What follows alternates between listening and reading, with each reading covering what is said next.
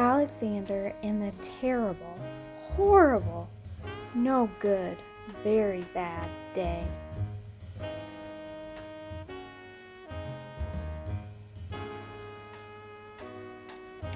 Written by Judith Horst and illustrated by Ray Cruz.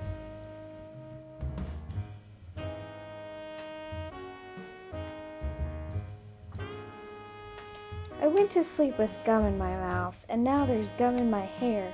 And when I got out of bed this morning, I tripped on the skateboard, and by mistake, I dropped my sweater in the sink while the water was running, and I could tell it was going to be a terrible, horrible, no good, very bad day.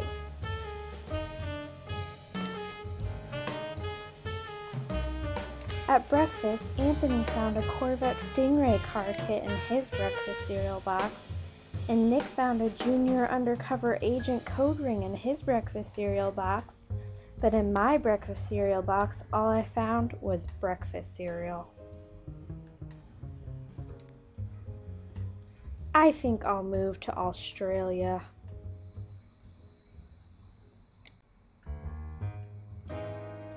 In the carpool, Mrs. Gibson let Becky have a seat by the window. Audrey and Elliot got seats by the window too. I said I was being scrunched. I said I was being smushed. I said if I don't get a seat by the window, I'm going to be carsick. But no one even answered. I could tell it was going to be a terrible, horrible, no good, very bad day.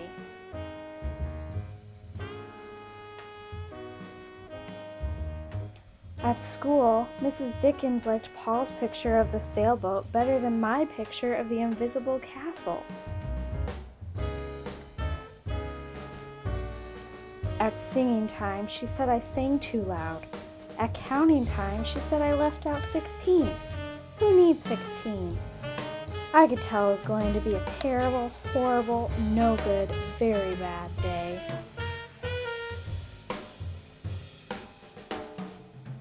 I could tell because Paul said I wasn't his best friend anymore. He said that Philip Parker was his best friend, and that Albert Moyo was his next best friend, and that I was only his third best friend. I hope you sit on a tack, I said to Paul. I hope the next time you get a triple-decker strawberry ice cream cone, the ice cream part falls off the cone and lands in Australia. There were 2 cupcakes in Philip Parker's lunch bag, and Albert got a Hershey bar with almonds, and Paul's mother gave him a piece of jelly roll that had little coconut sprinkles on top.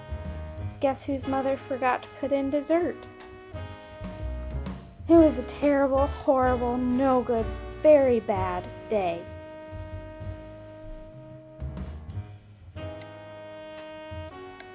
That's what it was, because after school, my mom took us to the dentist, and Dr. Fields found a cavity just in me. Come back next week and I'll fix it, said Dr. Fields. Next week, I said, I'm going to Australia.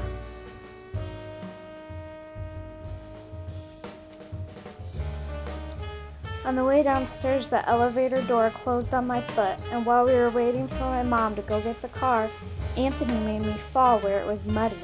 And then when I started crying because of the mud, Nick said I was a crybaby.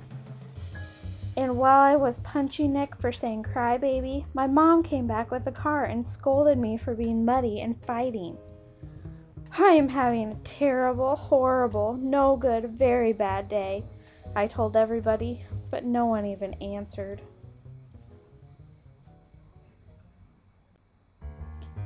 So then we went to the shoe store to buy some sneakers. Anthony chose white ones with blue stripes. Nick chose red ones with white stripes. I chose blue ones with red stripes, but then the shoe man said, "We're all sold out." They made me buy plain old white ones, but they can't make me wear them. When we picked up my dad at his office, he said I couldn't play with his copying machine, but I forgot. He also said to watch out for the books on his desk, and I was careful, except for my elbow. He also said don't fool around with his phone. But I think I called Australia.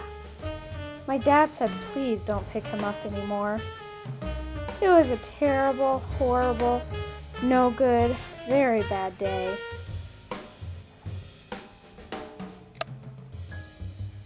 There were lima beans for dinner, and I hate lima beans.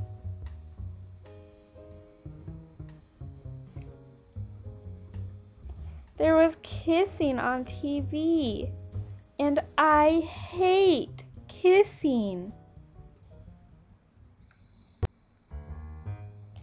My bath was too hot. I got soap in my eyes. My marble went down the drain, and I had to wear my railroad train pajamas. I hate my railroad train pajamas.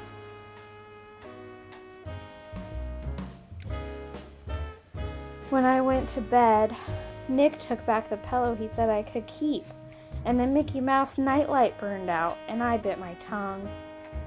The cat wants to sleep with Anthony, not with me.